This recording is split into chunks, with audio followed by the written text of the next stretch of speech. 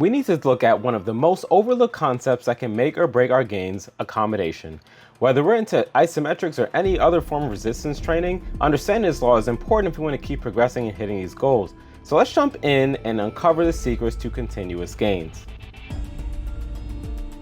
Alright, let's start with the basics. What exactly is accommodation? It's a term that might not get tossed around a lot in gyms, but trust me, it is a game changer. Accommodation happens when our body gets used to a stimulus like our workout routine and stops responding to it. This concept is closely tied to what biologists call habituation, where repeated exposure to the same stimulus causes a reduced response. Imagine this: you walk into a quiet room and suddenly the air conditioner kicks in with a loud hum. At first, it's all you can hear, but after a while, you don't notice it anymore. Your brain ends up tuning it out. This is habituation in action, and it's pretty much the same thing that happens when our muscles get used to our workout routine. This principle is the reason why every workout routine, no matter how effective at first, eventually stops producing results. It's not that the routine is bad, it's just that our body ended up adapting to it. This is why we might see quick gains initially, only to hit a plateau a few weeks or months later. It's not the law of diminishing returns, which says progress slows as you approach your genetic limits. Accommodation kicks in much sooner. So why does accommodation happen? It's all about energy conservation. Your body strives to maintain homeostasis, a state of equilibrium, because it can only function within certain limits. Too much or too little of anything, like energy or oxygen, and things can go south quickly. So our body tries to save energy by tuning out stimuli that aren't perceived as a threat. Think of it like your TV's energy saving mode. If you don't touch the remote for a while, it shuts down to end up saving its power. Your nervous system does the same thing with your workouts. When it realizes that lifting weights isn't a life-threatening situation, it stops adapting to conserve energy. This is why you might see gains when you first start a new routine, but then everything grinds to a halt afterwards. Here's an example we've all seen. A guy wants to bench press 225. He starts with a solid routine and his numbers climb quickly from 80, then to 150, then 175. But then progress slows. It takes months to get to 205. Determined, he keeps pushing, often maxing out in every workout, but then his bench drops back down to 200. Frustrated and confused, he might think he's hit his genetic limit or consider taking drugs. What he doesn't realize though is that his lack of progress is due to accommodation. The routine worked so well at first that his body quickly adapted and then stopped responding. Alright, now that we understand what accommodation is, let's take a trip back in time and see how different eras of athletes dealt with this. Back in the day, old-time strongmen were pretty smart, but they didn't fully grasp the concept of accommodation. They thought their progress stalled because they were overtraining, doing too much work. So their solution was to take breaks, cut back on workouts, and sometimes reduce the weights they were lifting, a practice we now call deloading. Thomas Inch, a famous strongman from the early 20th century, recommended taking a complete rest when we hit a plateau. While this approach worked to some extent, it wasn't the most efficient long term. You'd lose some progress during the break, and when you got back to your routine, you'd hit the plateau even faster. So while taking a break helped, it wasn't a long-term solution. Fast forward to the 70s and 80s, and you've got the era of golden age bodybuilding. This was when the idea of shocking the muscles became popular. Joe Weider, the mastermind behind many bodybuilding concepts, pushed Weider muscle confusion principle. The idea was to bombard your muscles with different exercises, rep ranges, and techniques to keep them guessing.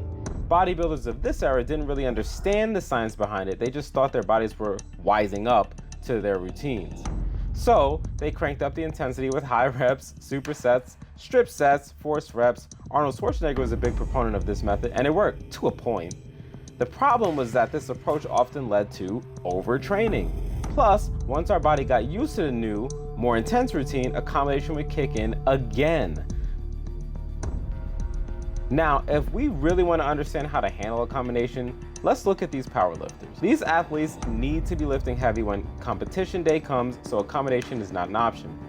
In classic powerlifting, they'd vary their repetition scheme to avoid accommodation. For example, they might do 3 sets of 10 in the first month, then switch to 3 sets of 8, and so on, eventually working up to heavy singles before comp time. Bill Kazmaier, one of the strongest men in history, used this approach. By constantly changing the rep ranges, he kept his body adapting. Heavy singles are great for building strength quickly, but you also accommodate to them quickly, so powerlifters would save them for the final phase of their training cycle. The Soviets took it a step further with periodization, a method developed by Matveyev in the 50s and 60s. They broke training into different phases, each focusing on a different aspect of fitness. You'd start with a conditioning phase, then move to hypertrophy, strength, and finally power. Each phase required different stimuli and adaptations, helping to avoid accommodation. For example, you might spend 4 weeks doing high rep work, then switch to moderate reps for hypertrophy, then low reps for strength, and finally explosive for power. This method avoids accommodation, but it does have a drawback. Each phase focuses on a different quality, so while we're improving in one area, we're sliding in the other. It's just a balancing act. Now that we've covered what accommodation is and how athletes in the past have dealt with it, let's go into the nitty-gritty of how we can avoid the mistakes and keep making gains. The key to avoiding accommodation is to keep your body guessing. This means regularly changing your workout routine.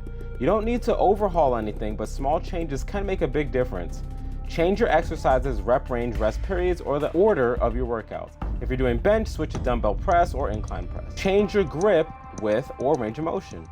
These tweaks force your body to adapt to new stimuli, keeping your gains coming. Don't just stick to one type of training. Incorporate different modalities like isos, dynamic lifts, and plyo. Each type of training stresses your muscles differently, helping to avoid accommodation. For example, if you're focusing on isos, mix in some explosive plyo work or traditional weightlifting to keep your body on its toes. Break your training into phases, each focusing on a different aspect of fitness. Start with the conditioning phase, then move to hypertrophy, strength, and power.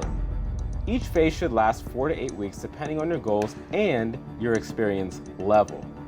This approach keeps your body adapting and prevents you from hitting any type of plateau. While it's important to push yourself, it's equally important to listen to your body. If you're feeling burnt out or your progress is stalled, it might be time for that deload week. This doesn't mean taking a complete break, but reducing the intensity and volume of your workouts to give your body a chance to recover. After a deload, switch up your routine to avoid accommodation. Even your warm-ups can contribute to accommodation if they become too routine. Change your warm-up exercise regularly to keep them effective. Incorporate different mobility drills, dynamic stretches, and activation exercises to prepare your body. Accommodation is a natural process that can halt your progress if you're not careful. But by understanding this concept and implementing strategies to avoid it, you can keep making gains and reach your full potential. Whether you're a fan of isos or weightlifting, the key is to keep your body guessing. So switch it up and make sure you listen to your body. Now, we just talked a lot about exercise science today. If you'd like to get more educated on exercise science and isometrics, I highly recommend you check out our playlist involving those here. We'll see you there.